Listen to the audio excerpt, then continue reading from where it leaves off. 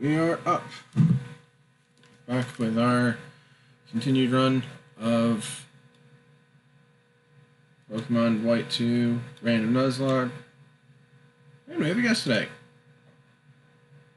Hi.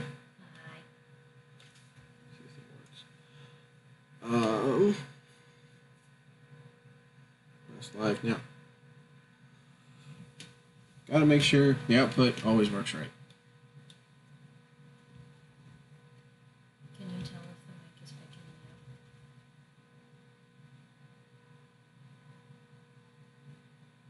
up? You are very quiet. That is not news.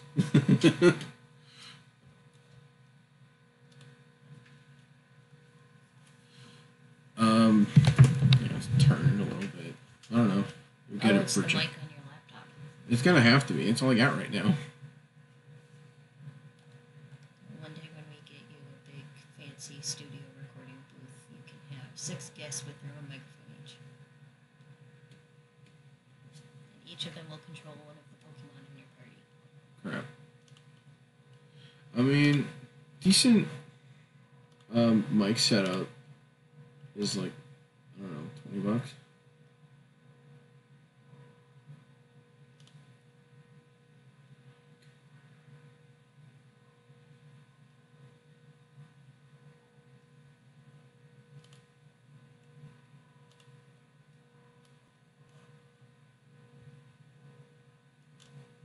Sure, that works. No.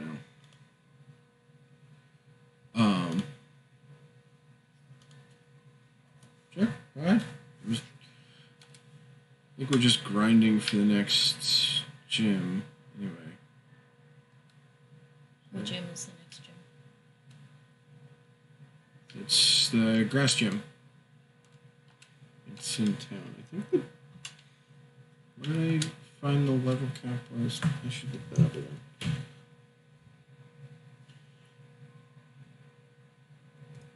I remember that grass is weak to fire.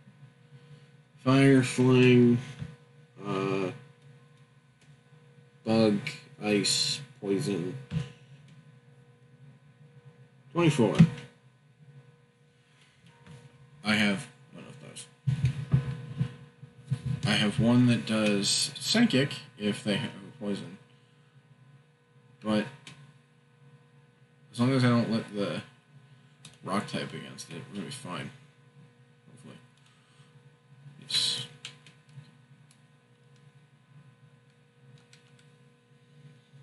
So we are running around in circles for a while as we encounter random Pokemon and hopefully do not die. Fascinating. Grinding. It's a fun time. I bring you an offering to make the time more fun. Okay. What you got? I have Scandinavian Ghost Stories and Other Tales of the Supernatural, edited by Jorgen.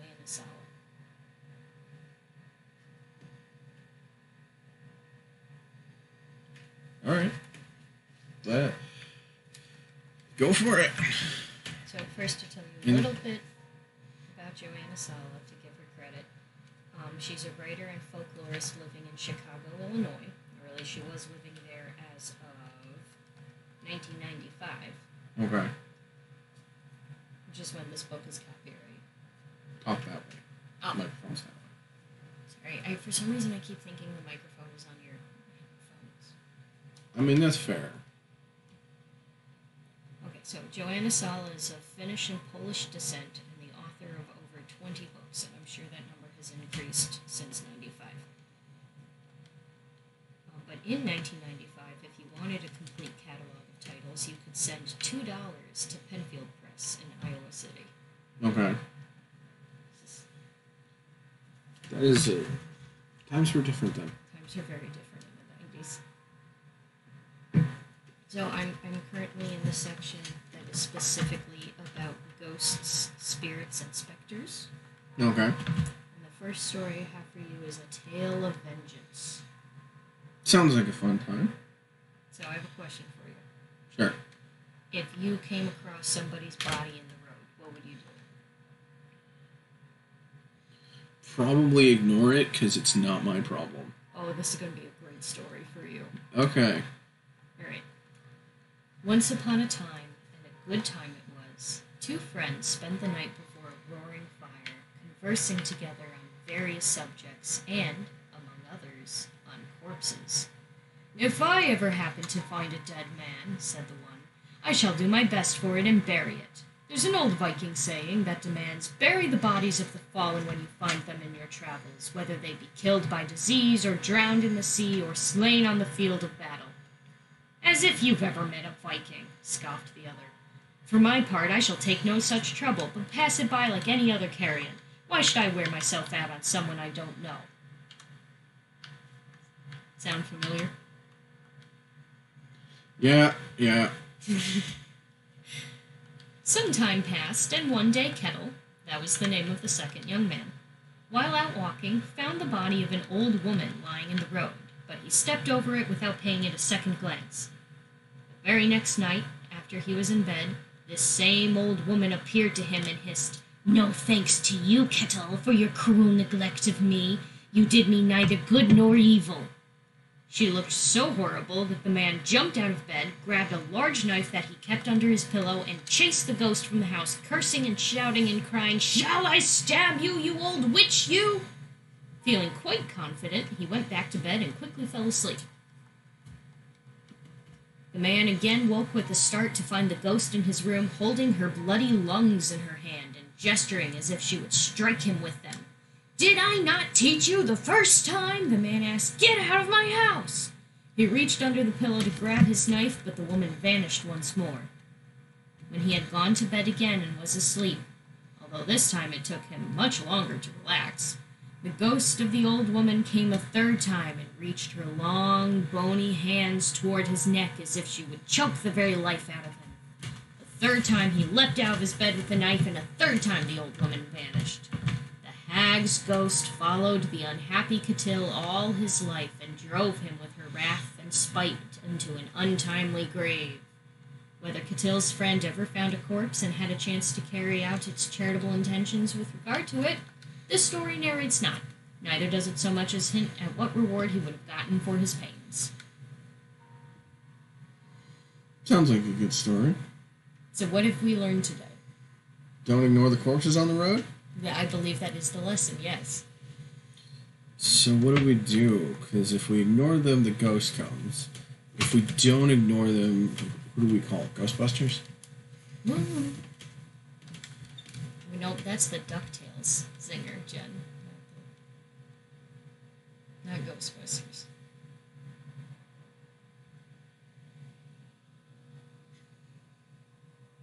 You also just said your name. It's fine, I'll get used to it. I mean, I'll get there. it's fine. I talk to myself a lot. Sure. I mean, if we're going to shout out my book anyway at some point. Oh, are we? Maybe. Okay. Anyway, point is. There's a point? Yes, there is a point. I think the expressed intention is to bury the body. But in today's modern age, I would advise calling the police. Yeah, that seems like my first idea, too. Your first idea was to keep walking. Well, assuming I can't just walk away, because it seems to be not an option. Nope. The ghost will arrive and try to beat you to death with their bloody lungs. So, here's my second question for you. What do you think was the purpose of the bloody lungs as opposed to any other part of the body? The lungs are a direct connection to the voice. That's where the air comes out of. And there's a decent possibility that's where she died from. So, if somebody kills me by, carving out my uterus, and you refuse to bury me, I'm gonna hit you with my uterus? Maybe. Can we talk about this on Twitch? Let's move on. Okay. I have two more stories picked for you. Okay. The next story I have picked for you is called Jorgen and his dead master. Is it Jorgen Windcaller? Wait. I think that's a Skyrim character.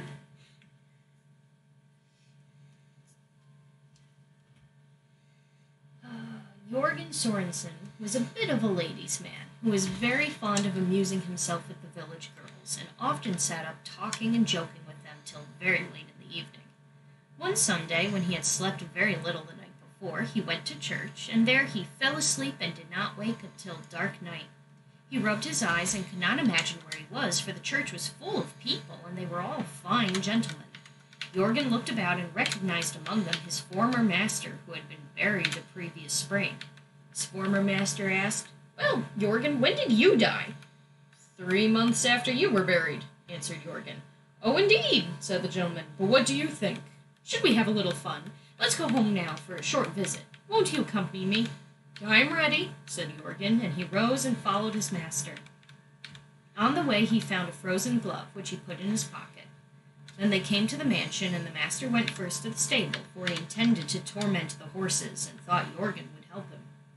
When the gentleman entered, the horses made no sound, but when Jorgen came in through the door, they neighed and bucked. The master turned around and said, "Listen, Jorgen, is this a trick? You can't really be dead. Give me your hand to feel."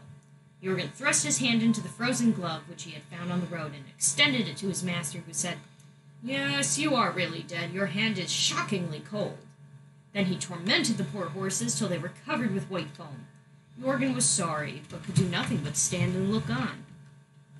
At last the master ceased his spiteful work and said, "Let us go into the house. You go into the kitchen and frighten the maids, and I will torment my old wife.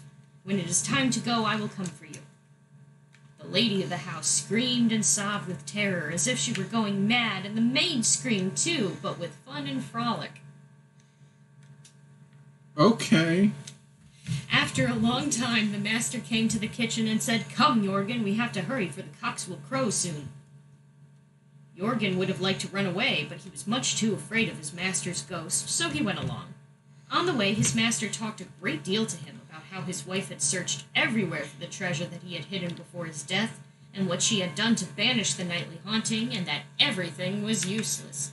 "Yes," said Jorgen, "it must be a great sorcerer who can lay specters in their grave and discover treasures in the ground. Perhaps she will never meet with one." "Ha-ha!" laughed the gentleman. "It's obvious you're still new to all this. No great cleverness is needed.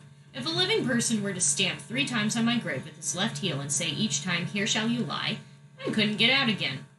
And the money which I hid in my lifetime is closer than my widow thinks. It's under the floor of my bedroom near the stove."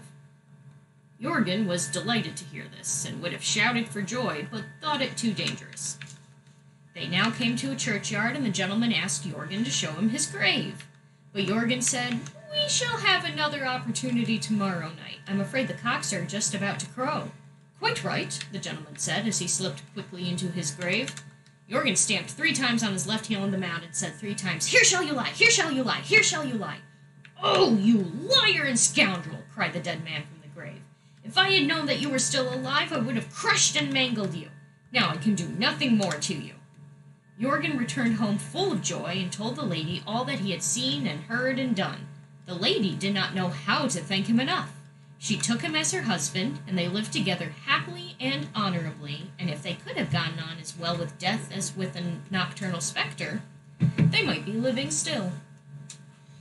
So in conclusion, if your boss dies, and you find out that your boss is enjoying his afterlife by tormenting his widow, trap him in his grave and marry her. This seems like a bad plan. No, this seems like the ultimate Chad move. Your boss is dead, and you get his wife.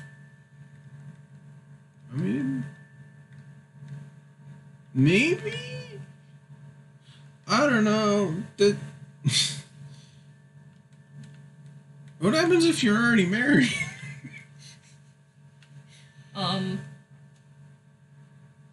Well, Jorgen was already being a ladies' man, staying out late with women at night. So if he was married, he wasn't treating her very well. I mean, that's fair. I think we're supposed to assume that he was still single and sowing his wild oats.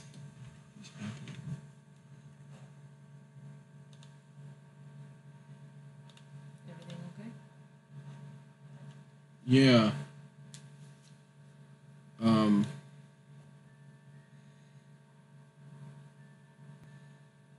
I messed up the screens. Great. That's okay.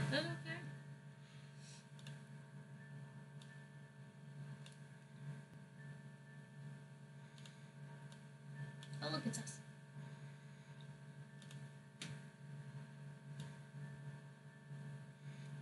True.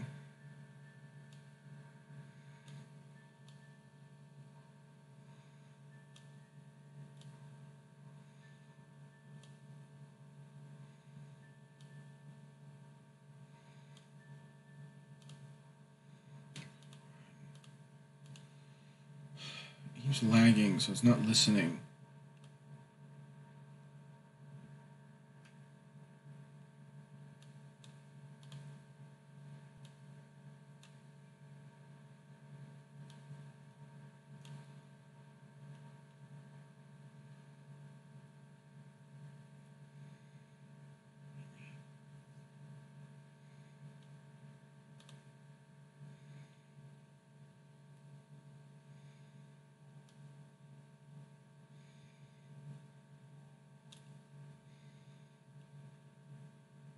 Well, it's not the same ratio as screens.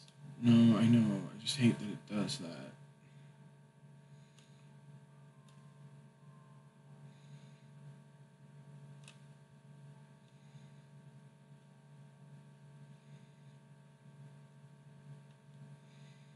That looks fine.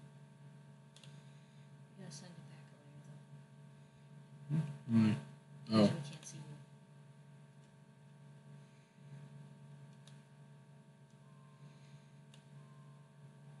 We need to move it forward. It needs to go back.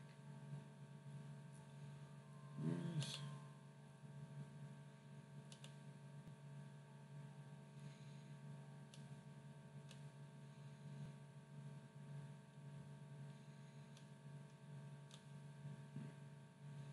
That should- Yay. Okay. I can also do this ratio a little bit later. Anything else we've learned from the story that we'd like to apply to any greater meanings in life? I mean, all of these stories seem to be just avoid the dead. Or go to bed on time.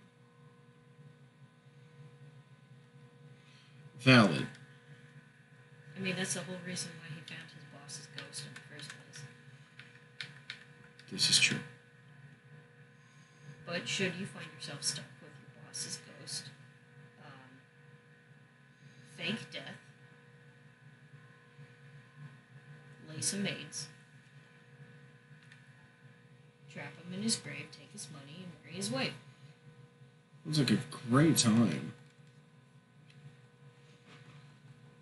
I'm noticing, I mean, we've only read 2 so far, but so far there's a theme in these stories about reckless young men. True.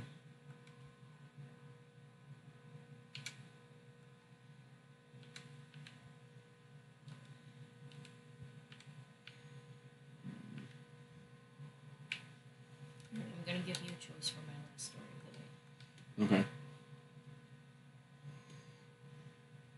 Do you want it to be a couple pages or a couple paragraphs? I mean, whatever you feel like doing. You're the one who's here.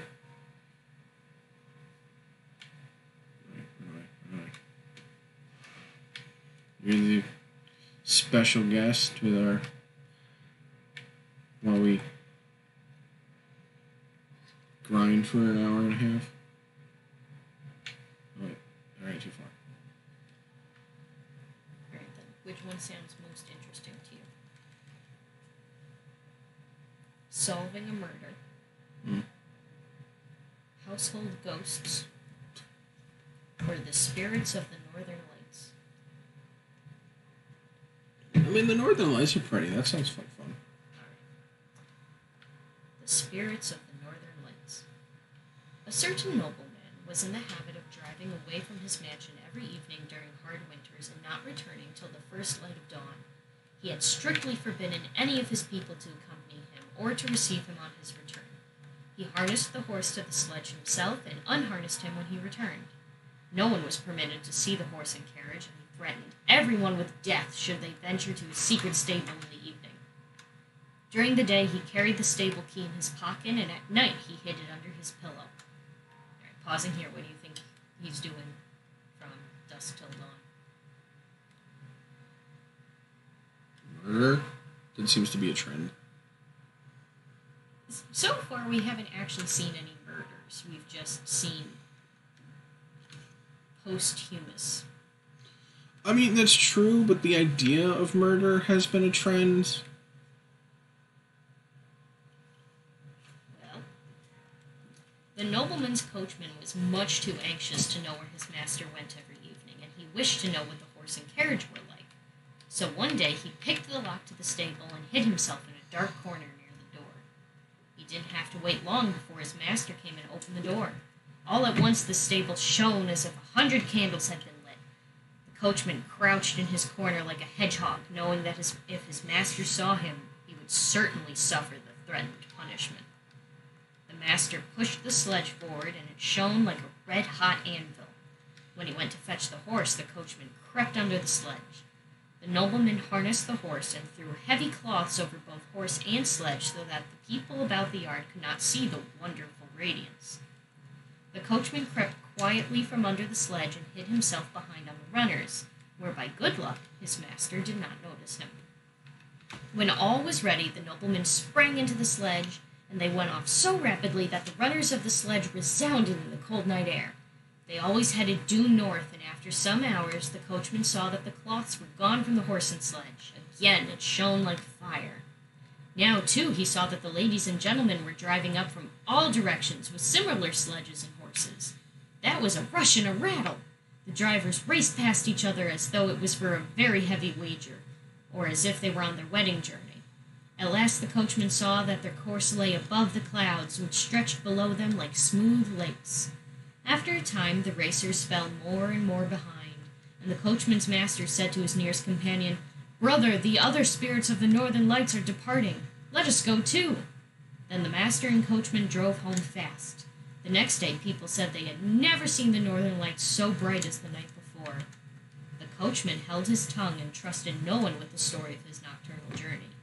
But when he was old and gray, he told the story to his grandson, and so it became known to the people. And it was said that such spirits still exist, and that when the northern lights flame in the heavens in winter, they hold a wedding in the sky. So this is our second story of the night with a marriage. I feel like we're getting hints from the universe. Okay. Although we're already married, so I don't know what they're trying to tell us. Yeah, I didn't see that being successful. How do you feel about the implication that the northern lights are the wealthy elite having nighttime races?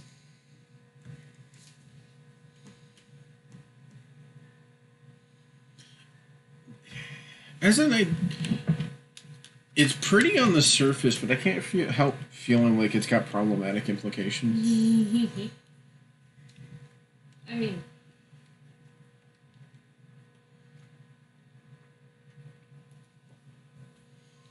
like, I don't know. Anytime I hear the wealthy elite, first thing I think about is like anti-Semitism. right.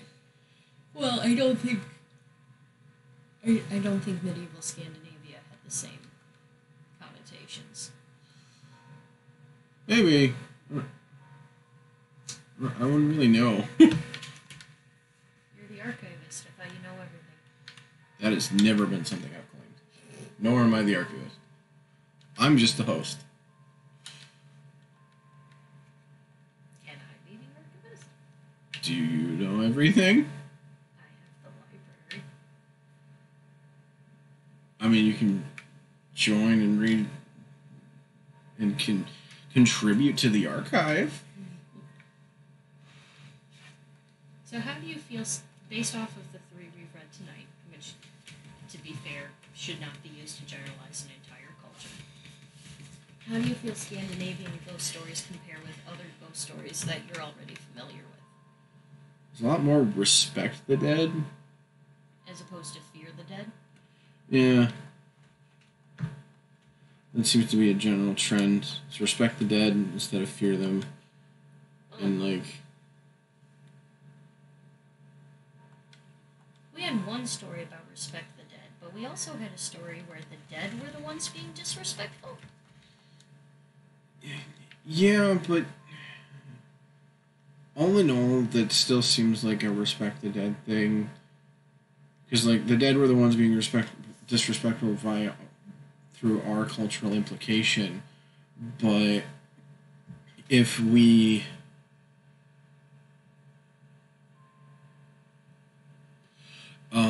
if we think about it from our perspective, it feels like it's okay to, like, remarry after they're dead.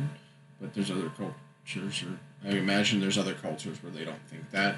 I mean, ignoring the cultural relativism angle, the story, at least as it's expressed in Joanna Sala's version, the story explicitly states that the victory is in being able to trap the troublesome, tormenting ghost. And the wife chooses to take the hero as her husband. Okay. If anything, I think what I learned from this is that in Scandinavian folklore, the dead were either extremely, like, exaggerated versions of their human selves, or they are, like, well, the Northern Lights are more like nature spirits. Right. So if you're dealing with the supernatural, you're either dealing with, like, forces of nature, or you're dealing with my jerk of a boss is even more of a jerk now that he can go through walls.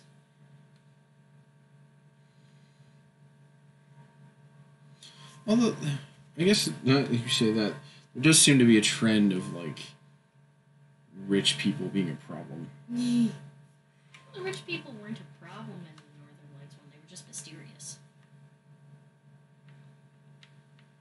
Really? Yes. Mm. The master being the Northern Light spirit was, I mean, threatening to kill somebody who sees him is harsh. It's true.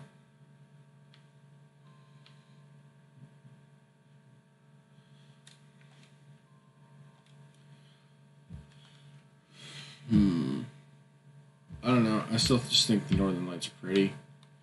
And we should work to do whatever we can to entrap them in glass and preserve them forever. I don't think they'll like that.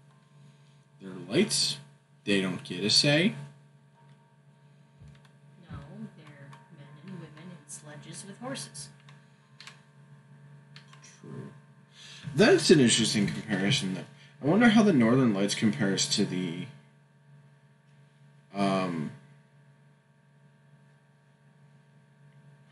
Wild Hunt. Ooh. No, you're right. I feel like that story fits in very well with the Wild Hunt trope.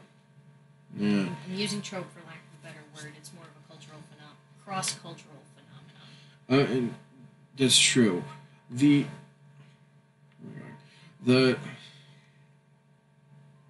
does kind of there's an idea, a relative idea of the Wild Hunt that's present in cultures all over the globe, which is always fun. And in various versions, they often threaten to kill you if you cross paths or look at them wrong. So. And they're very specifically winter, which the Northern Lights isn't specifically winter as far as I know, but it is. It only happens associated with cold climate. Cold climate, yeah. Winter's scary. Close your doors. Don't talk to it. Yeah. Hide. No, I think you're right. I think the closest connection What was that? How do we do that? Is it a ghost? No.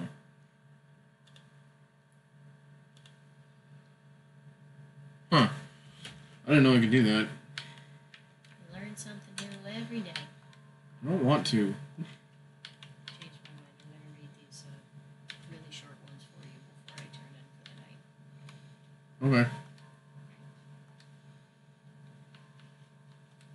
So, first one I'm going to read for you is Murder Will Out. So this is going to be our 2-paragraph murder mystery. Okay. Once upon a time, in a certain churchyard outside of Copenhagen, some people who were digging a grave found a skull with a knitting pin stuck through it from temple to temple. The priest took the skull and kept it hidden until the next Sunday when he had to perform service. When the day came, the priest waited until all the people were inside the church and then fastened the skull above the doorway.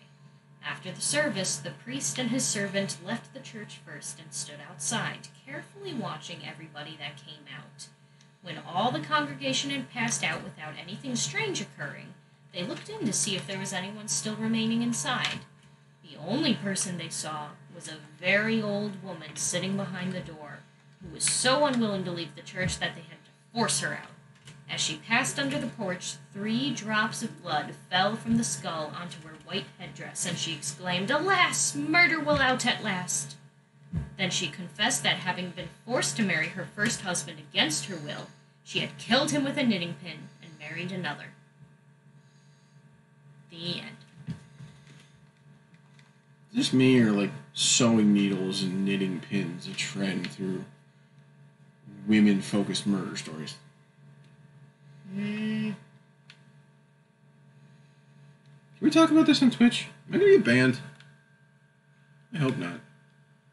We should look up if Twitch has a true crime community, like YouTube does. True.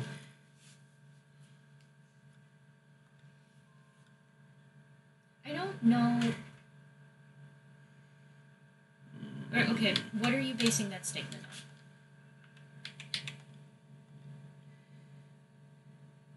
I don't know, it just seems to be a trope, honestly. I do think it is a trope. I don't know if it's... But like, tropes come from somewhere. They're tropes for a reason. Well, what were the sharpest things most women had access to? Right.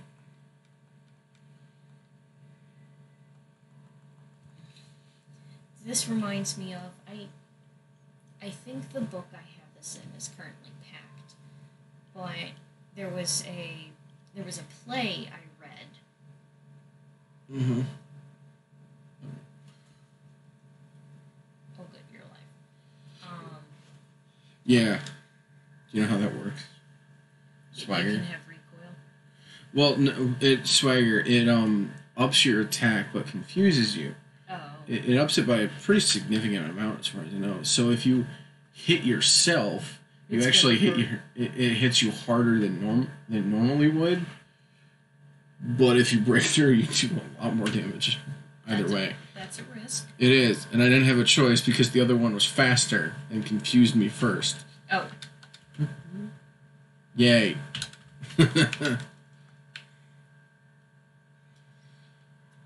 So, there was a play I read once, where two men and 2 women come to a house to investigate a death. And I can't remember if they knew for a fact that it was a murder or if they were trying to rule out, like, natural causes. Mm-hmm. The point of the play was that the men are bustling, who I think are, like, the town detective and something. I think the women were their wives. The men are bustling about looking for, like, you know, the fingerprints and the concrete clues. But the women, who initially aren't there necessarily looking for clues, they're there preparing to comfort the widow. Right. The women are kind of trying to help tidy up. They find a dead singing bird in the widow's knitting basket. That's creepy. Well, after kind of talking things over amongst the two of them and seeing some other, like, subtle signs throughout the room, the women come to realize that it's the most likely explanation is that the now dead husband had strangled that little bird. Because there's a bird cage over in the corner, like, this was clearly the wife's pet. Mm-hmm. So the women conclude it is a horrible thing to have something that brings you joy and then to have it fall to stillness. A horrible thing that could lead you to finally say enough is enough. So the men basically conclude that there's nothing they can do, there's no evidence, and the women stay quiet. I mean,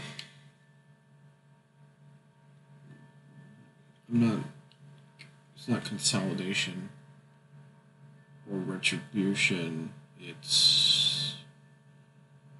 or conglomeration, but that's closer. What are you trying to... Cohesion in the face of abuse? Camaraderie, that's better. Okay. The way I read it, and keep in mind I was in, like, high school when I read this, but the way I read it was like, dude's not gonna kill a bird for no reason, but you really shouldn't kill your wife's bird either way. Well, the implication is that he was a bad husband. Right. But the way I read it was that the men didn't find the evidence because they didn't look... They were wrapped up in, like, a man's world of things. Right. It was... The men and the women seemed to exist in two different worlds. I mean, that's kind of a concept in general for society. Right. So,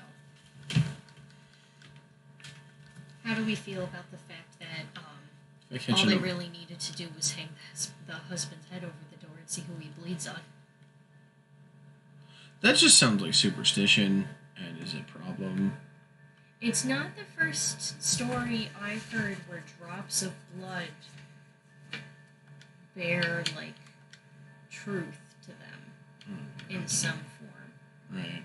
I haven't told you the story of Goose Girl yet, have I? Goose Girl? Goose Girl. Is it like Marvel's Squirrel Girl? No. You know, she's actually the strongest person in Marvel, and she just has Squirrel Army. What did I convert to? I don't even... And I missed it. Sure.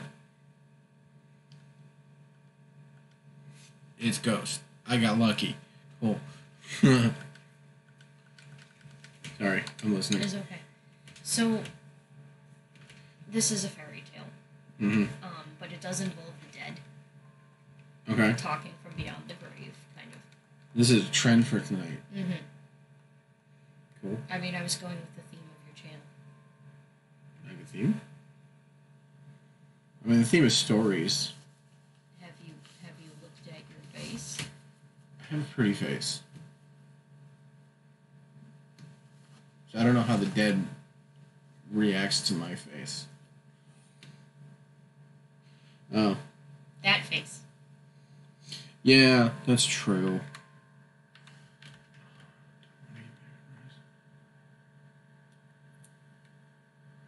I'm not weak to... Yeah. No. Okay. So... Oh, I hope I remember all the details. Once upon a time, there was a beautiful, lovely, wise, kind, etc., princess. And finally, she was betrothed to be married to a neighboring prince, as was tradition. Mm. And her mother, who worried that she wouldn't be safe because she was leaving home for the first time, gave her a handkerchief with 3 drops of her blood on it, and said, "So long as you have this, I will be able to protect you, or you will be protected." Right. So the princess put the handkerchief down her bosom, kissed her parents goodbye. She and her handmaiden and her finest horse then went out into the world to go and meet the prince she had been betrothed to, who she had never met in person before.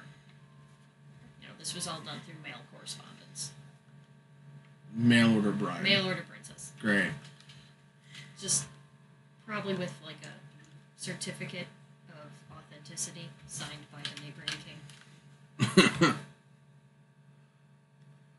Problem is that certificate probably didn't work very well because on the way there, the princess's handmaiden, whom she had always treated kindly and had always considered her closest confidant, had decided she was tired of being a servant and she was going to basically overthrow the ruling class. Okay. But she knew she couldn't do anything to hurt the princess while she had the handkerchief protecting her. Mm-hmm. So at one point they pass a river, and the princess says, "Oh, dear handmaiden, would you be so kind as to fill my goblet with a little bit of water for me to drink?" The handmaiden says, "Do it yourself. Your legs ain't broke." You're not wrong. So the princess, who is shocked because she's never been spoken to like this in her entire life, goes to the edge of the water and leans in to try and fill the goblet. And the handmaiden actually tries to push her in. Doesn't succeed, but the handkerchief falls out and floats away in the water. Okay. I think in some versions the blood on the handkerchief tries to talk to the princess to warn her. Like, I think this occasion with the river happens a couple times. But eventually the handkerchief is lost. So, with the handkerchief gone and the princess unprotected, the handmaiden says, "Alright, here's the deal. You and me, switch in places. I am now the princess. I am now wearing your clothes. I am now riding your horse. You don't say a word to anybody or I gut you." And the princess, who basically is kind at heart but has grown up like in a soft, spoiled environment her whole life, has no idea how to protect herself, so she does everything the servant tells her to do. Right. So when they arrive at the neighboring kingdom, the handmaiden is accepted as the princess because the prince has never seen her before, so he doesn't realize it's the wrong princess. This is what happens when you do mail order brides. Right, exactly. At least today's day and age, they come with pictures. Well, I mean, catfishing is still a thing. You're not wrong. So, the handmaiden quickly tries to make sure nothing's going to get in the way of revealing who she is before she has a chance to get officially hitched in the sky. Mm-hmm. So, first thing she does is say, "My handmaiden was so awful me to this trip, give her the dirtiest job you have. Like, get rid of her." I think she tried to say something like banish her, and the prince was like, "That seems a bit much. You know, she seems really sweet, she's refusing to make eye contact with me, and she seems to be crying, but I don't think we need to, I'll find a job for her. It'll be fine." Right. Actually, the prince's father, the king, is like, "You know what? We have a tiny boy here who helps tend to the geese. She can help him out. He needs help staying focused anyway." Why does the kingdom just have a flock of geese? Well, I imagine it's the king's personal flock. But why? You use goose down to fill fancy pillows and beds and stuff. Mm-hmm. Goose eggs would be a delicacy. Goose meat itself you could eat. Anyway. Yeah, that's true. So, a whole bunch of reasons. ta-da, princess is now the goose girl. Cool. The problem is that the goose girl, former princess, has a very loyal horse. Extremely loyal horse. And the handmaiden is very concerned that the horse is going to give her away. So she says, "This horse was awful and threw me during the ride. I want him beheaded." Great. The prince is like, "Okay, cool, fine." So they behead the horse, and they hang the horse's head over like on a bridge over a main walkway. Like it's over a gate or something. Something that people pass by every day. Right. It stays delightfully well preserved, considering. I don't know if they stuff it. I don't know. I mean, it can't bleed if it's stuffed, right? Right. Problem is, stuffed horses usually don't talk either. So there's magic involved no matter what you do. Right. So, the Goose Girl starts a new routine. Every day, she gets up and goes to do the hardest labor she's ever known in her life. Which is basically any. Right. So in the morning, she and the little goose boy walk with the flock out into the fields. Right. Walk with the flock. Walk, walk. So, and each morning when they do, they pass by the horse head. Now, the horse has a name, I don't remember. It's a fancy, regal-sounding name. Okay. I'm just going to say Reginald for now. It's not the real name, but I don't remember the real name. Every morning she looks up and goes, "Oh, my poor, sweet Reginald." And every day the horse looks down at her and says, "If your mother only knew, her heart would break in two." Then they continue walking to the hill where the geese are going to, hang out for the day. And she undoes the braids in her hair and to comb her hair and rebraid it. Well, her hair is a beautiful blonde. Nice. Like shimmering gold. So the goose boy really wants to pull on her hair. It sounds like a bad idea. Like he's a kid. He just really wants to pull on her hair. So every day he tries to sneak up behind her so he can yank on that pigtail. And every day the goose girl speaks to the wind and says, "Wind, wind, blow the goose boy's hat away, far away, until I can finish braiding my hair so he will leave me alone." And then the wind comes and gusts his hat away, and he has to chase his hat, and by the time he comes back, her hair is braided and, tucked away under her veil again. And then at night, they walk back home, and obviously on the way, she stops at the horse and goes, "Oh, my poor Reginald." And Reginald the horse says, "If your mother only knew, her heart would break in two." Well, after a couple of days of this, while the castle has been, slowly getting ready for the royal wedding, the goose boy is sick and tired of this. Imagine. So he goes to the castle. I think he gets to talk to the king directly. I think the king directly oversees all of his employees, which, is nice. Right. And the goose boy is just like, "I hate her. Make her go away." And the king's like, "Why?" And he's like, "Well, every morning she talks to the horse head, and the horse head talks back and says that her mother's heart would be broken, and it's just kind of depressing. And then every day when I try to yank on her hair like all 8-year-old boys do, she tells the wind to blow my hat away, and I have to spend all day chasing it, and I don't get to yank on her hair. And then she talks to the horse on the way back again. She's very depressing. She's always crying. I just kind of hate her. Just make her go away. Also, I'm tired of being supervised by a young adult." So whiny goose boy is just going off about the situation. The king, meanwhile, is starting to have some thoughts. Because he's not a huge fan of the... Oh, did you lose your dragon? Yeah. That was my fault. I'm sorry. Your output seems to be lagging. Mm-hmm. Well, there's a 20-second delay. Okay. So, the king is not a huge fan of the girl that showed up to marry his son. She seems super entitled, super bratty. Okay. Right. Take this! Right. Very aggressive.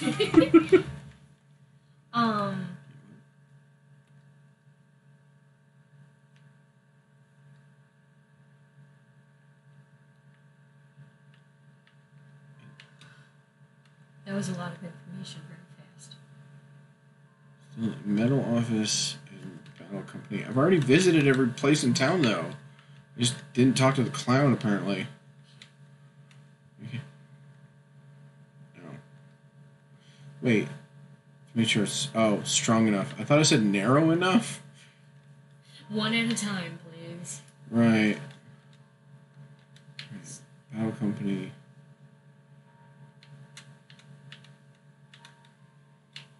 So, the king, having some concerns, calls the goose girl in to talk to him.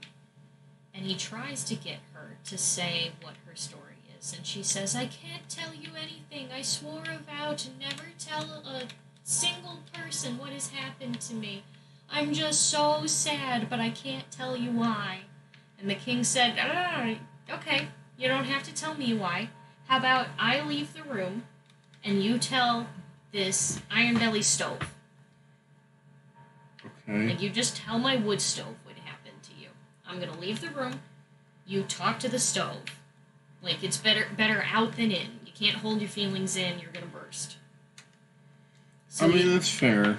He leaves the room, but obviously hides close by, and she tells her whole sob story to the stove. He hears everything and goes, yep, I knew it. I knew that my mail order was for the selfless golden-haired princess, and not the picky brunette. Apparently, I actually did not research rebuilding. I don't remember this one. I mean, you gotta get the pictures, man. Right. So, I guess in medieval times it'd be like an artist sketch. here's where it goes. Actually, you know how Henry VIII's fourth wife, he divorced, beheaded, died. Survived. Right. Okay, but you know how the fourth wife, Blame Boyd. do you know why he divorced her? I'm pretty sure every wife, the reason for... So I think there was a reason he saved her. Because he always wanted a son, and he never got a son. He did get a son. His third wife died after giving birth to their son. Oh. Like, in childbirth. Do you want me to rename my Linoon from the Pickle Company? What? His name's Vlasic. I think it's fine. Okay. I'm just walking around with a corpse, too. Oh, jeez. Yes. Massage the dead one. That's so mean. I'm sorry. So, common knowledge, which doesn't necessarily mean factually accurate knowledge, but common knowledge is that Henry VIII arranged to marry Anne of Cleves, like, basically married her long distance style. She sent him a portrait that he, like, immediately fell in love with. But then when he met her in person, supposedly the picture looked nothing like her. So they got divorced. I mean... But recently, the musical, Six the Musical, has become more popular. Okay. That's depressing. What do you want me to do? What happened? What did I do? You can call it the Happy Farm. I feel like that's worse. At least we're honest about this. Than calling it the Happy Farm. You know what? Fine. Change it to this. Whatever you're doing, please don't. Oh, see? Okay.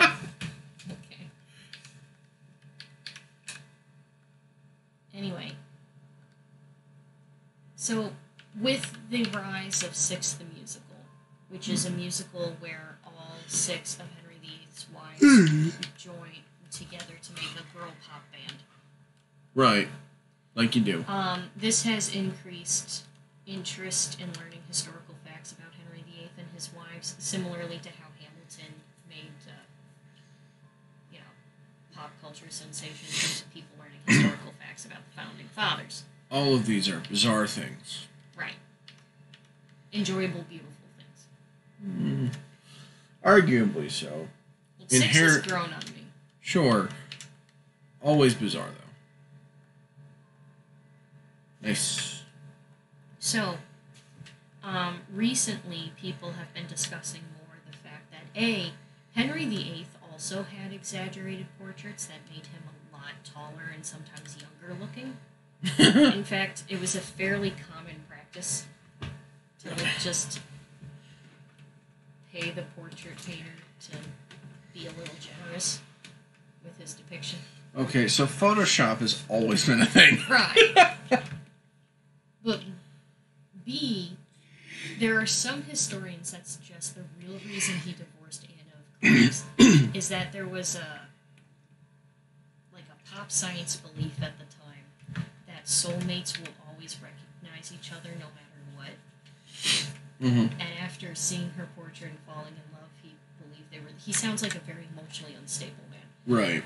He believed they were soulmates, so he disguised himself as a peasant, approached her, and, tried to leap into her arms and kiss her. Jesus. And she,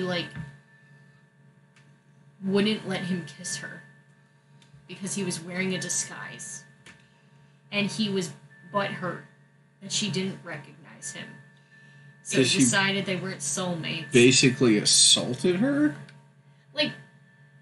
I don't think it was, gropey. I think it was let me try to kiss you passionately. And she was like, no. Which is still assault, yes. But, Right. He got really sad that he took this to mean they weren't soulmates. So instead he gave her, a ton of money in a castle. And they divorced, and she lived out the rest of her life in, luxury. I mean, that works. She had the best deal out of all of them, from what I've heard. I need to change this.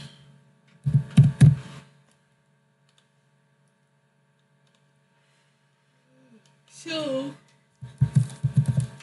First death. Basically, mail-order brides and portraits have been a thing historically. Anyway, back to the Goose Girl. So, that night, the king is having dinner with his son and his son's fiancée, the handmaiden. They're eating and chatting, and he turns to the handmaiden and says, hey, apropos of nothing, what would you do if somebody were to try and commit identity fraud on one of the royal family? Mm-hmm. What do you think would be the perfect punishment? The handmaiden, who apparently has no chill, said, oh, that's easy. I would strip them naked, put them in a barrel that is lined with rusty nails, and have them dragged behind horses across every town in the street until they die. Why? And the king was like, well, Really have two so cool. I guess you know what you're doing tomorrow. You made your own fate. Right. That's another trope, too. It is. It is another trope in fairy tales. Fairy tales are very tropey. Yeah. It's where a lot of tropes come from. Tropes? Different from tropes? Part of why I study fairy tales is because they're often representative of human archetypes. So... Do you believe in the hero with 1,000 faces thing? Kind of. I don't think it's entirely untrue. I don't think it's representative of all of our stories. So how do you feel about talking horse heads? I mean, hallucinations from trauma are one thing. But the goose boy heard the horse talk back. I mean, how old is this goose boy? He could be traumatized by the horse head, too. That's true. Although the fact that it's synchronized hallucinations is more of a problem. Right.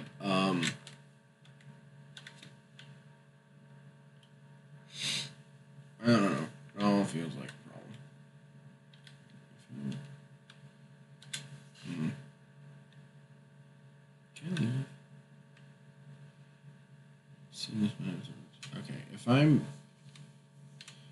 another person dies, I'm going to the next route and just picking up somebody. Okay. Mine. So I have one last story. Keep walking into the wall. I'm sorry. I have one last story to share with you tonight. Okay. This is called The Ghost's Questions. Okay. One time, Oh, a God. young... I'm listening. Is this ghost going to hurt you? The ghost can't... Well, no. Yeah, no. It's also fire ghost. Fire is bad against bugs.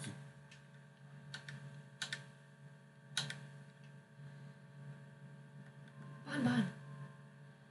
Isn't bonbon a type of candy? Yes. Well, and a cookie. Yeah. You make bonbons for Christmas? Wanna go buy cookies? Not right now. I'll go buy cookies. Cookies sound good. You're busy. Am I? One time, a young woman named Rita Ridiculously slow. was walking home from her grandfather's house on the path that led past the cemetery in Toholampi. There we go. Passing by a rather large and imposing gravestone, she heard a dim and ghostly voice ask, "What is your name, my girl? Whose daughter are you? Where do you come from? Where are you going? And how many nights old is the moon?" The girl, tired from the long day and in no mood to stand around chatting with a ghost, answered quickly, "My name is Rita Erkeneider, my father's name is Eric Pavenpoika, and my mother is Annie Mikoneider. I'm coming from my grandfather's and I'm going home to cook supper for my children, and the moon," she finished, "is 6 days old. Are there any other questions?" All Rita heard, however, was a faint rustling sound. It could have been the wind blowing through the trees, or it could have been a ghostly murmuring. Who's to say? But it is well known in Toholampi that if Rita had stumbled over any of her answers, the ghost would have gotten power over her. Ghosts have power over confidence and anxiety issues? This feels like a problem. I like to think that the story is an example of don't bother a lady that's walking with a point of business. True. She's got things to do. Get out of my way, fool. Don't have time for your questions. Too many questions. This one's got prick break. These are my examples. There's obviously more in this book, but from our collection from Joanna Sala. I mean, they were interesting. Good stories. I was going to say fun, but I don't know if they qualify as fun stories. I mean, I don't know, threatening to get beat with bloody lungs. That doesn't sound like... It's interesting. Doesn't exactly sound like a fun time? You know what? The fact that he was like chased to an early grave and was tormented by her for the rest of his life, it reminds me. This isn't like an ancient folklore story or anything. There's a musical called 35 Millimeter. And it's a musical, unlike traditional musicals that are like, there's one story told through multiple songs. Mm-hmm. It's basically an anthology musical. There's a collection of photographs that somebody used as inspiration to write these different songs. So each song has a photograph, and every photograph and song combination is a story unto itself. They are all standalone, but they're all part of one musical. Look at this photograph. Sorry.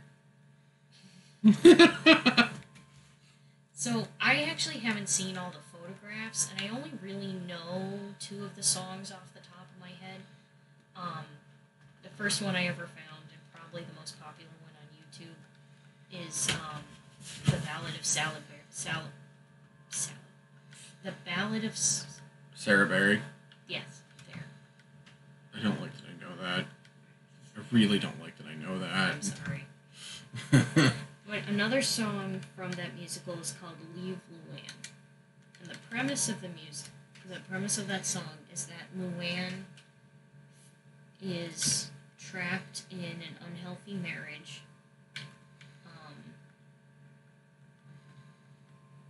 Okay. Because basically her religion tells her it's bad for you to try and leave, and fear tells her if I try to leave, he's going to chase me. Right. But one day she finally takes her chance.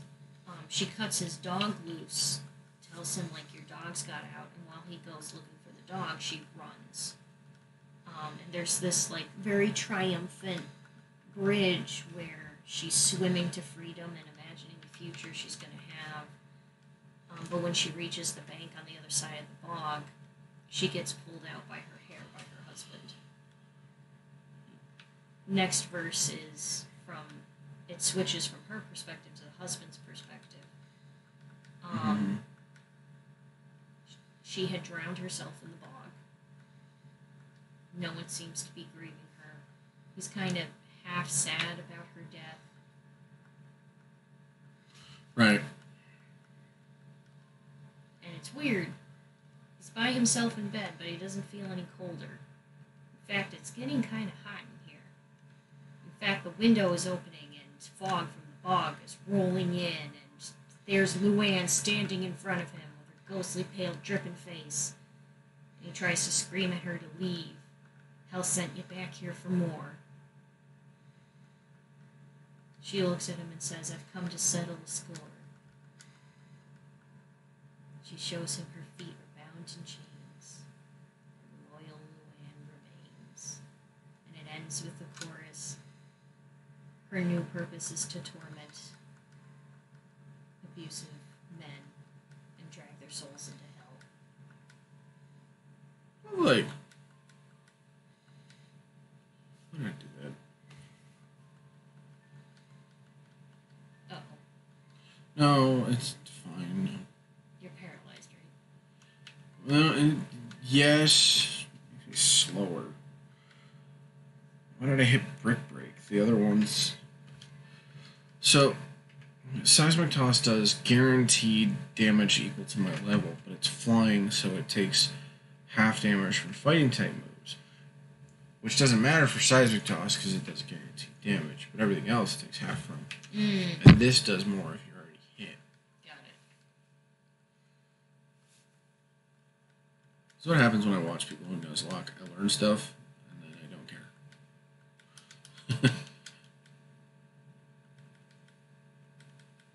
Really? I told you, you're paralyzed. Yeah, but it only matters if I get fully paralyzed. Like, it tells me I can't.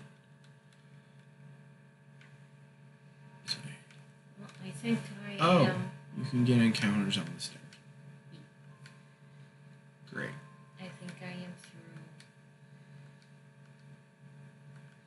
Can you run in Nuzlocke? Yeah. And I'm about to.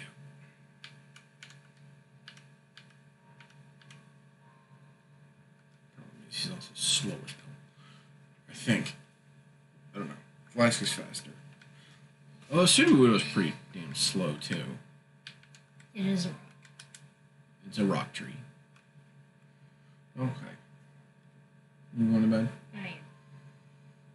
You feel better? I have enjoyed sharing stories. You always enjoy sharing stories. Yes, I do. I'll just... Don't stay up too late. I'll think about it.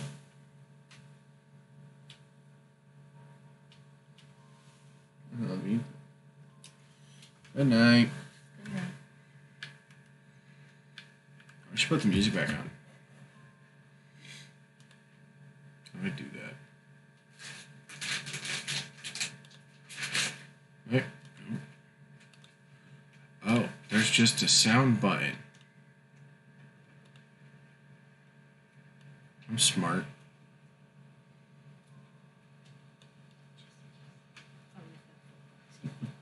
Appreciate it. Good night. Love you.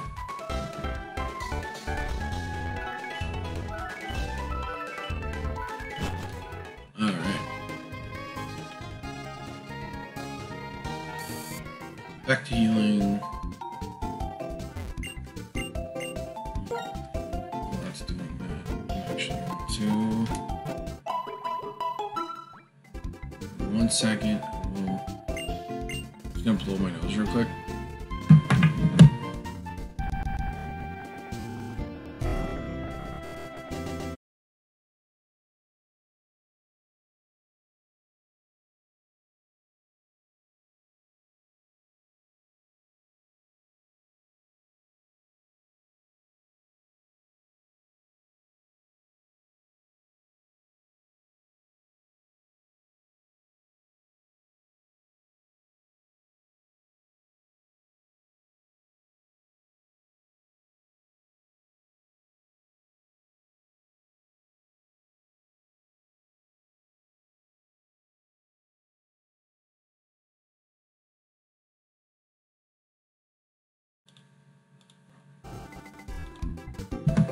Okay, we're back.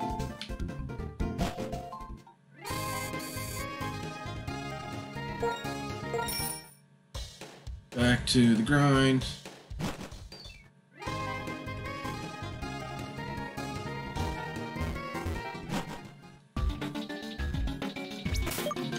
Honestly, I think once I get stacked at 24, if he dies, I'm just gonna go. It's be nice to have someone who resists it. I'm not particularly worried about it, or everything's gonna die here, and we'll start a different run.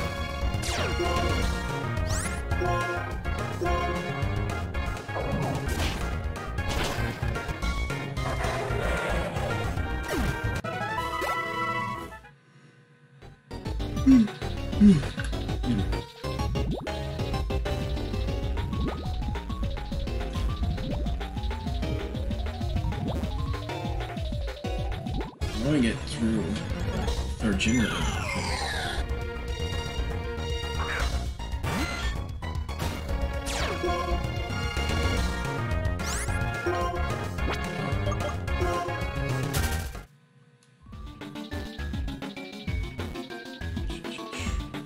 Oh, we had a guest on for the first time. Got some fun stories.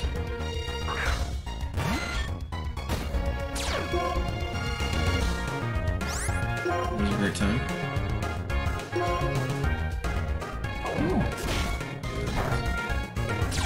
Not very effective. But this is home. Yeah, at least I don't take much damage. Poison type, weird.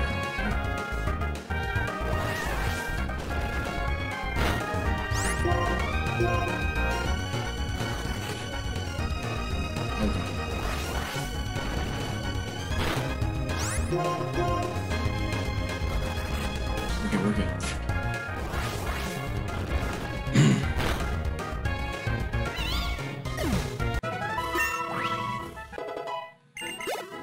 Got a decent XP curve.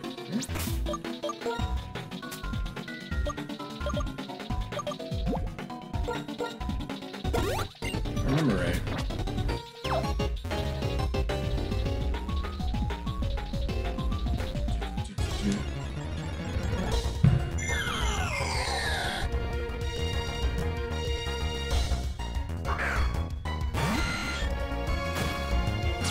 How are you doing? Nope. After all that, how's your guys' night going?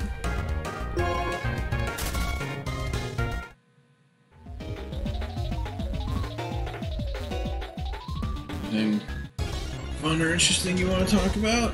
Any takes on stories? Any... I don't know.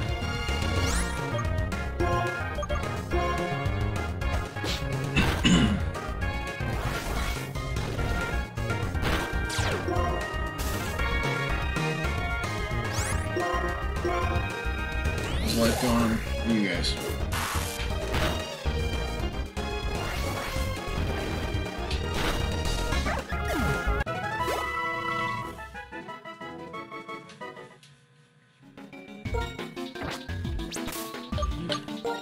Keep hitting the wrong button.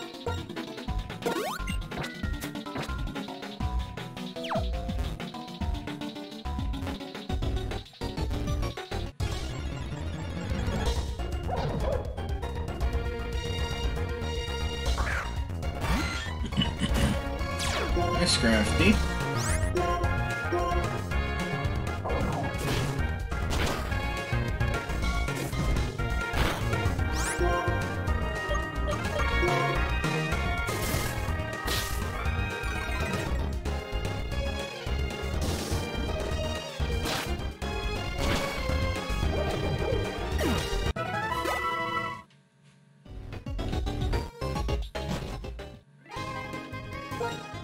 Real quick.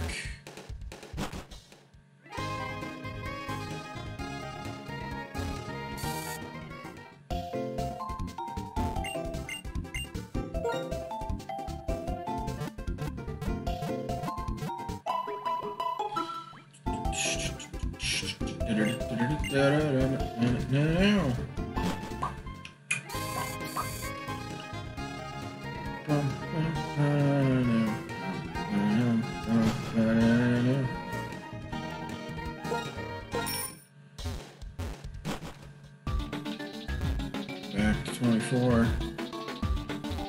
So it's stayed to 24. Should throw the experience share on.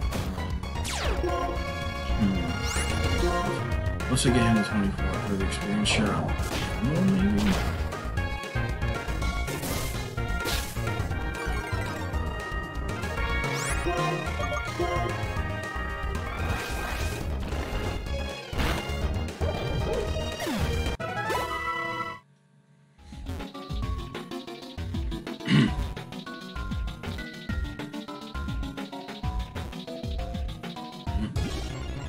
People on YouTube were talking to me.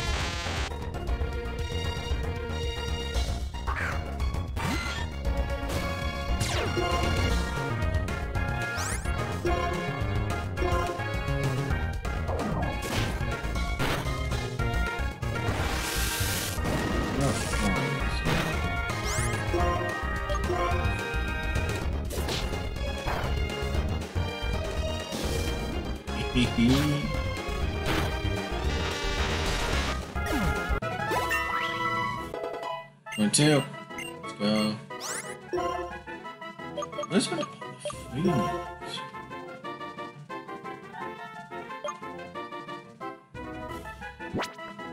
Guarantee not to miss. This is already better.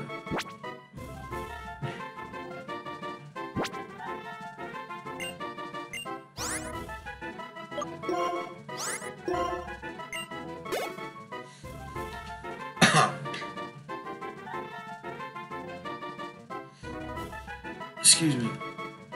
I'll be right back.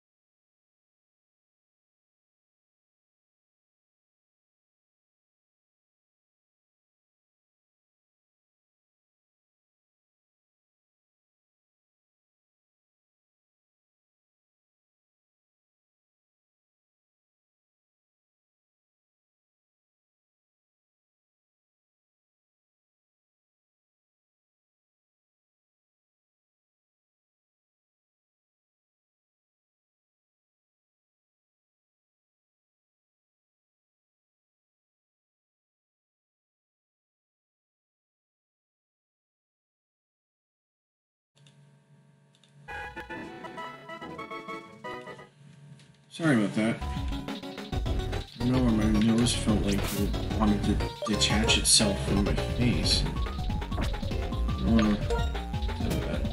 That's not a fun sensation. Just on it.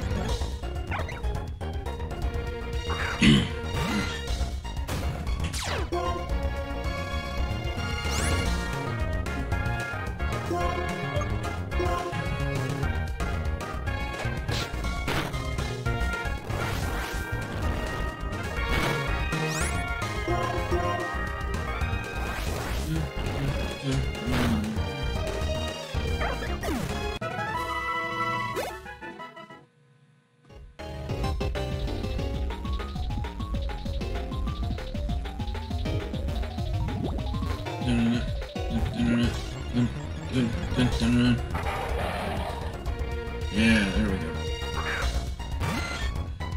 It's a decent chunk of XP.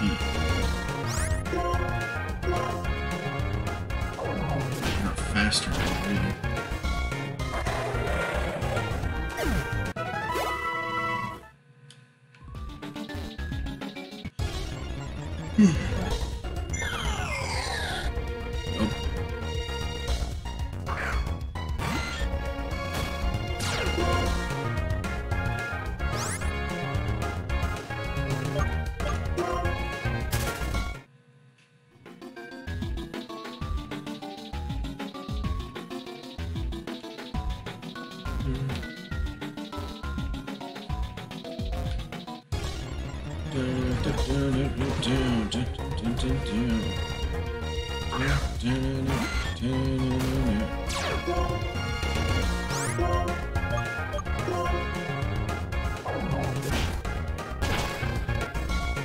Yeah.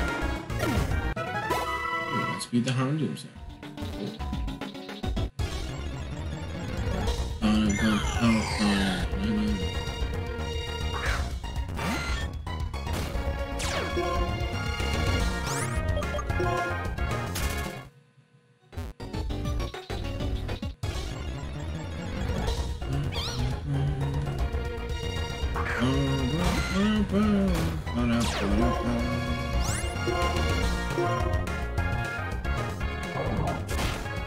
Oh wait. Right.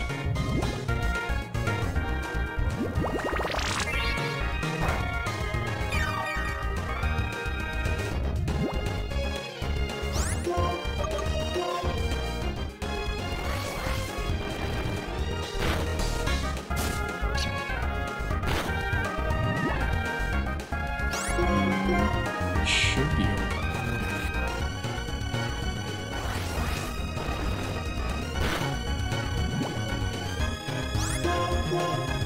Stuck with that.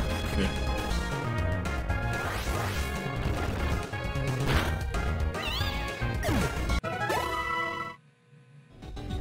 Good deal.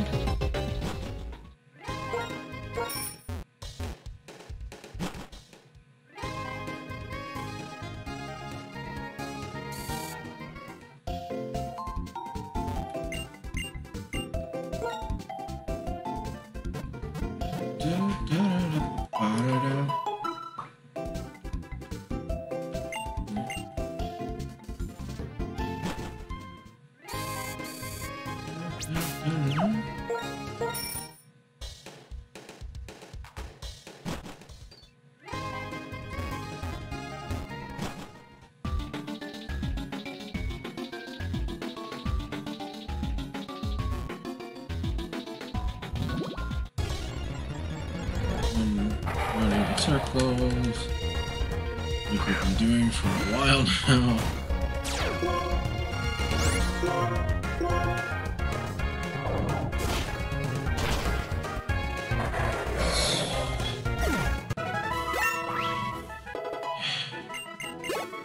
I know it's my fault, but I am really, like, bummed out the hydrogen dying.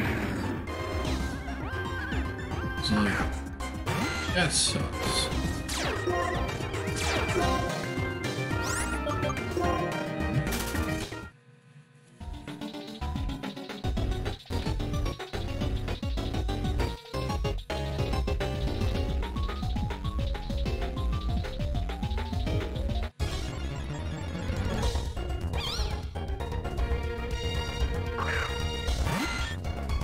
Let's start this the right way.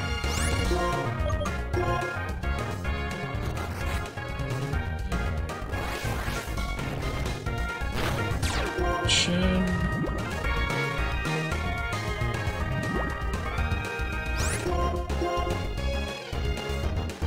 How long is Whitehole? 2 turns? It's a good kid.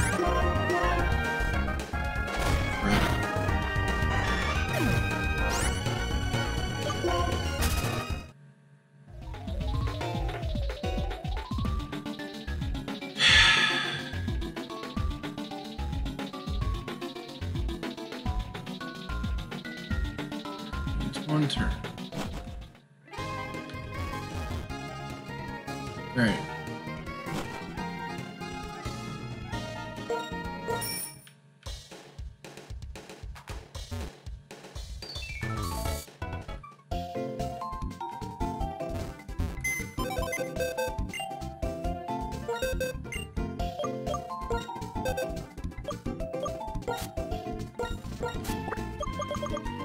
Well, thanks for trying, bud.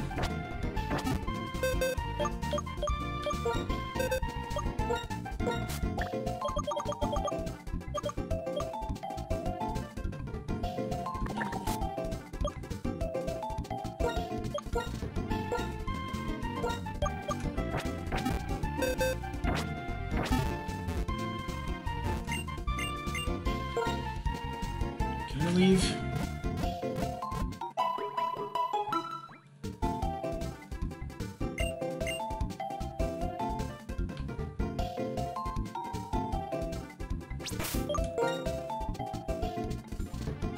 Yeah.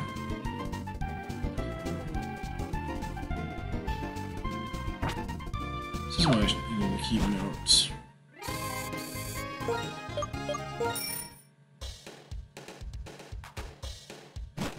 Where did I go so far? I'm just gonna go down.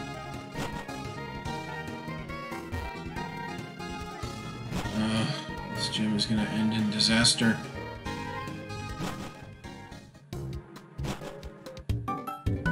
Oh god.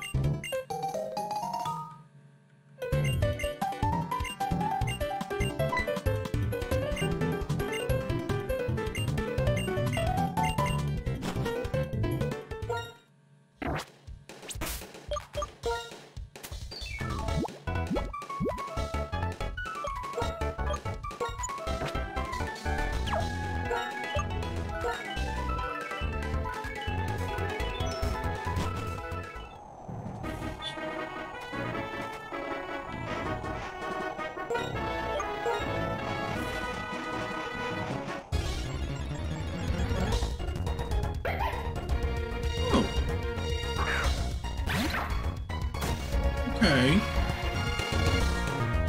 That was good.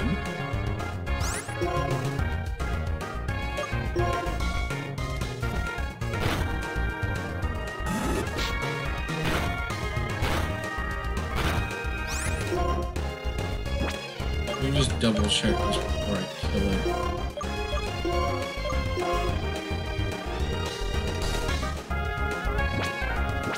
So, yeah, you can't. With Sandstorm. That's a bad idea. What we're gonna do is this.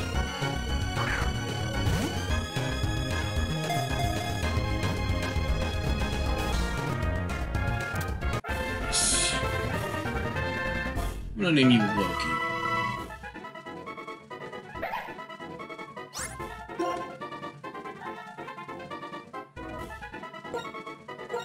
Alright, welcome to the team, bud.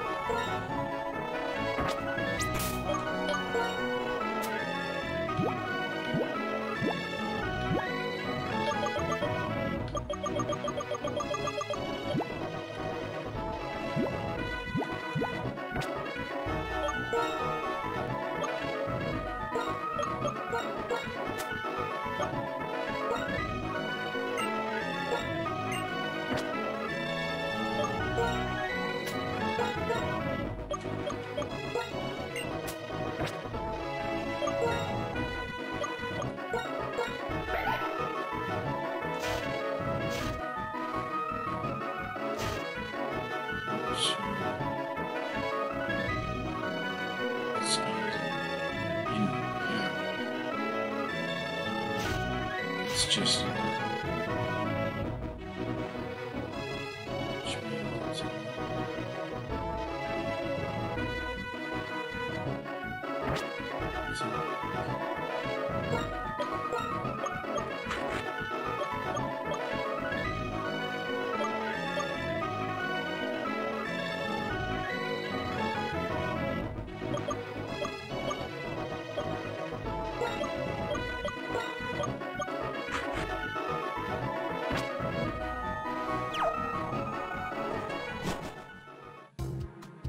Right, okay.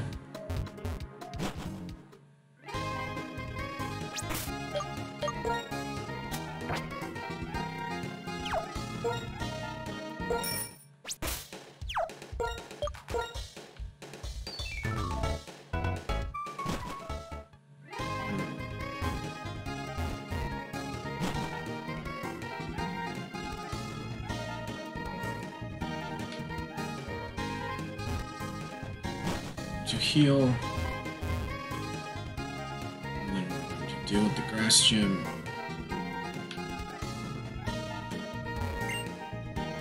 You've always been here.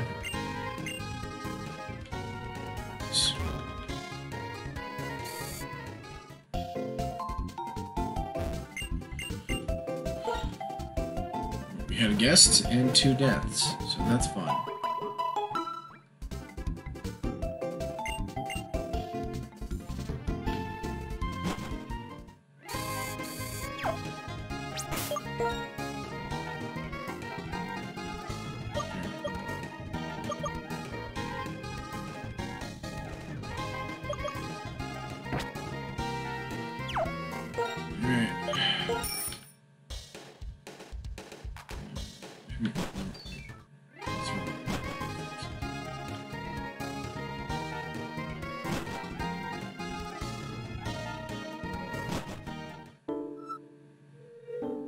What?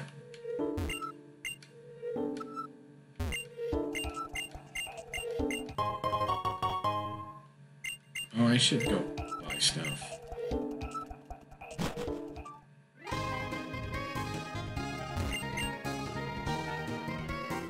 He's not a grass type, he's a bug type. That wouldn't have helped anyway.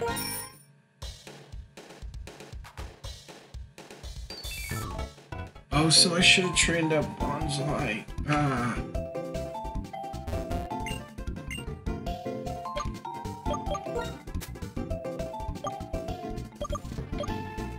Wait, my UV light's here.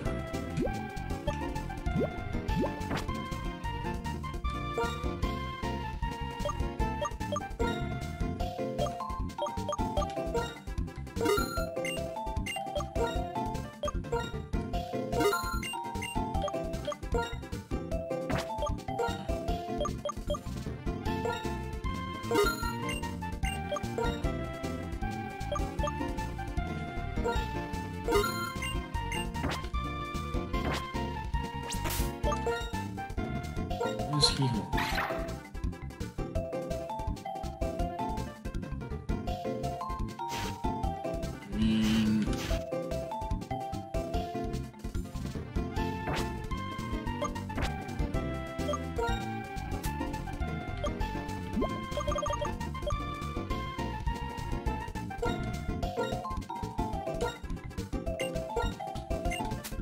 Better to be alive.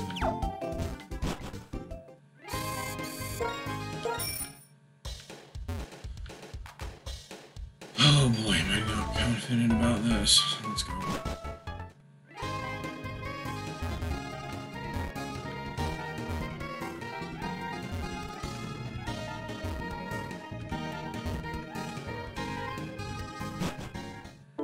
Not being able to enter the building really bodes well here.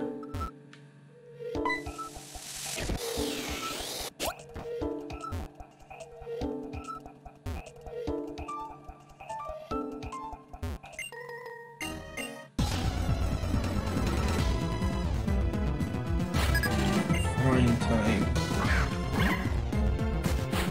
Let's get a good punch for you guys.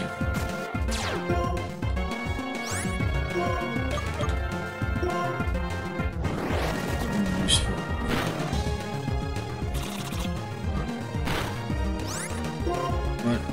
this one. So.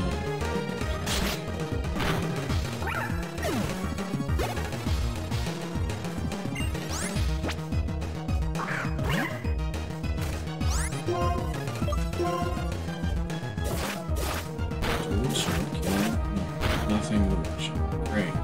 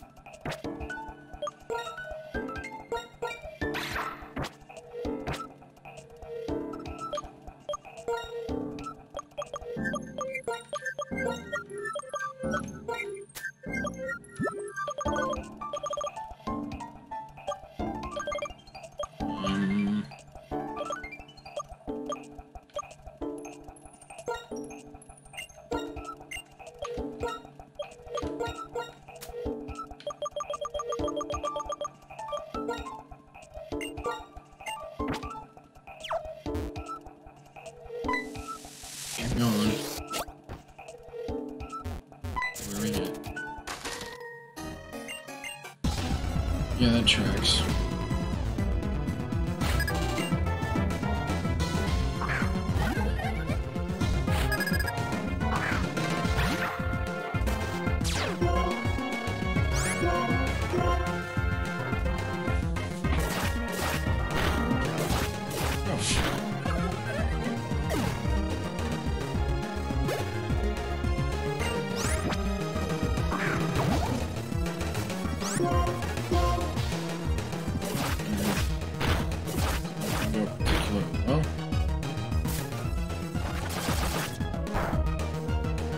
Resist grass move. Let's go.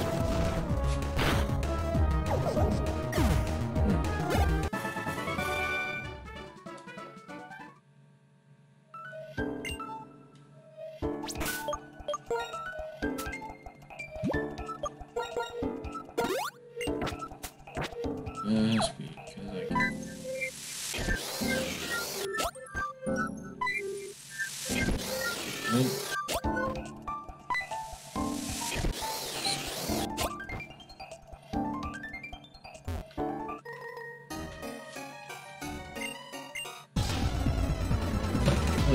Blocking. Getting in my way. That's true.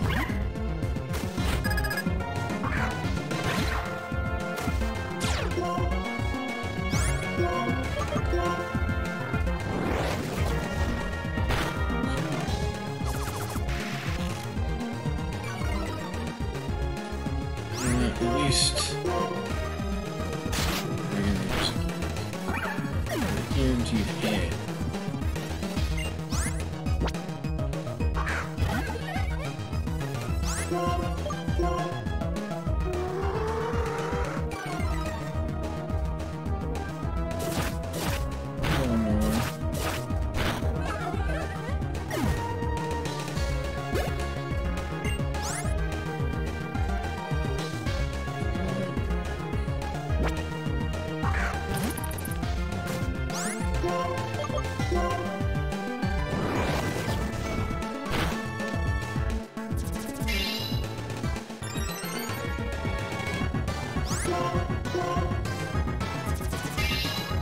Really just need to get faster, don't you? Right.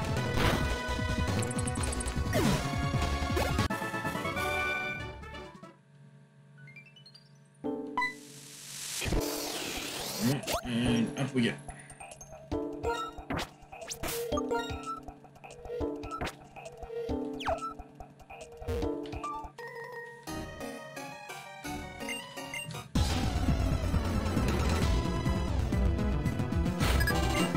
How much training can we get done?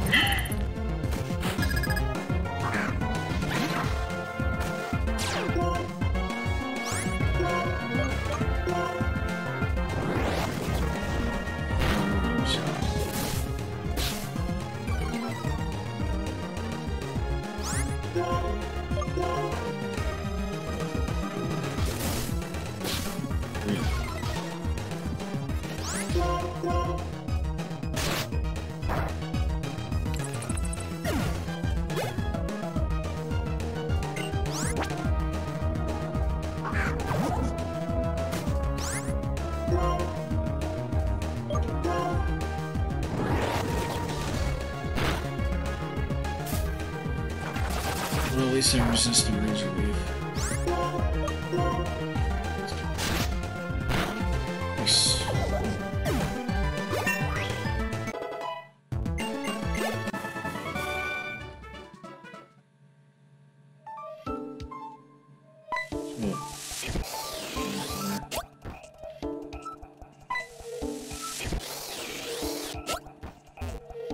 Let's go heal up, get her PP back. This Dragon Rage seems to be valuable here.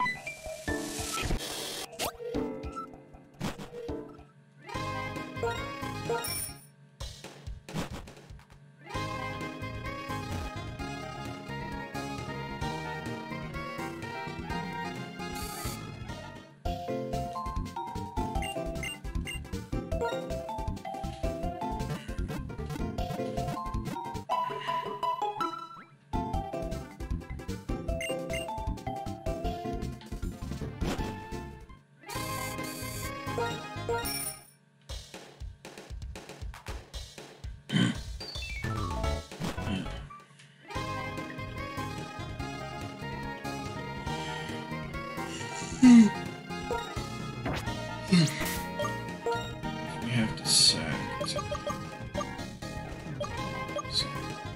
Probably Loki or Classic.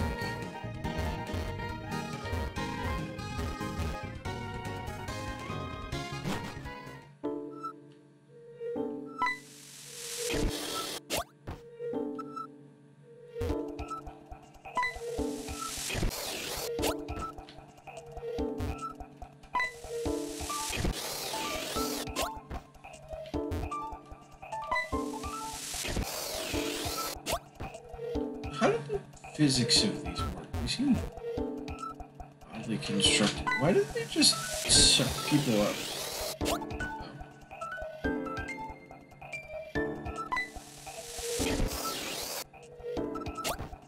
Oh, hey, bird.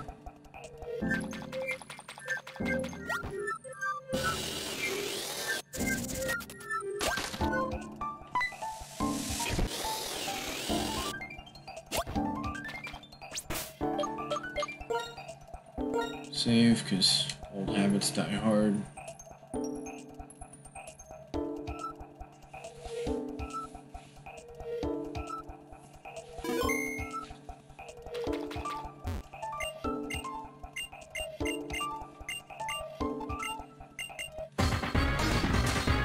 Alright. We should be healing.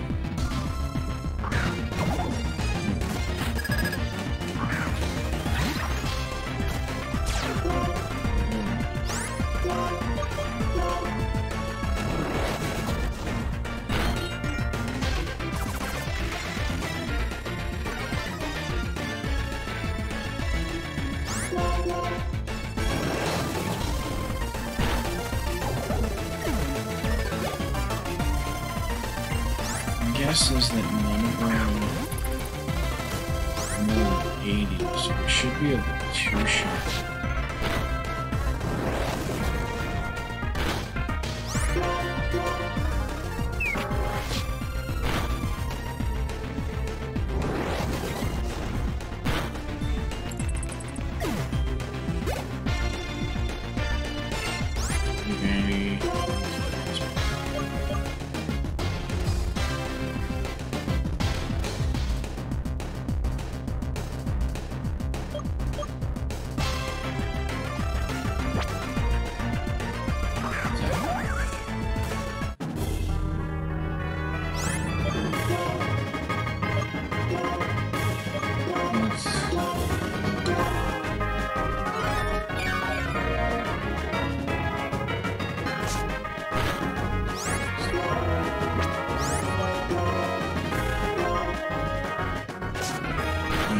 Faster.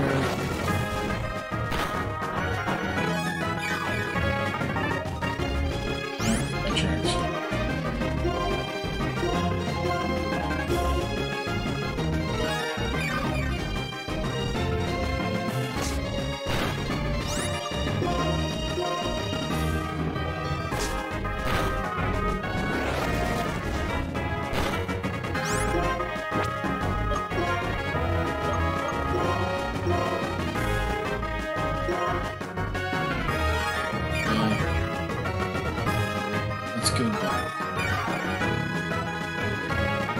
Hopefully survive it, right?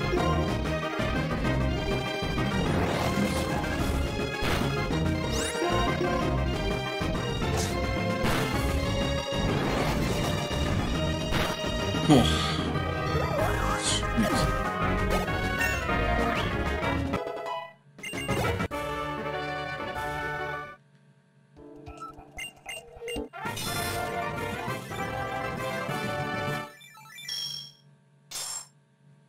Awesome. We got third batch. Great. We'll go back with our bug and boot.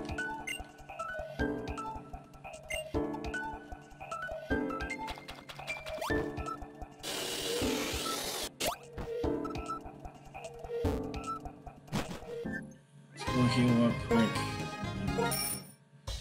Save and done for the evening. Here we go.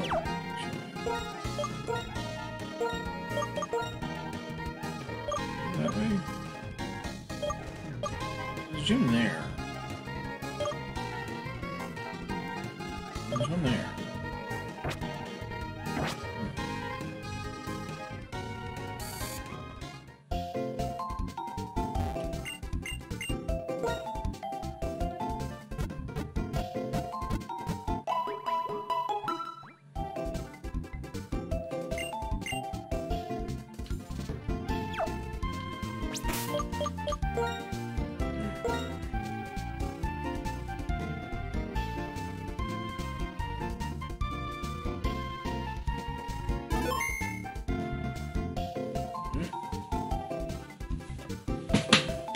Y'all had a good night, interesting night. I'm gonna sign off now. I'm your host, and I'll see you later. Thank you.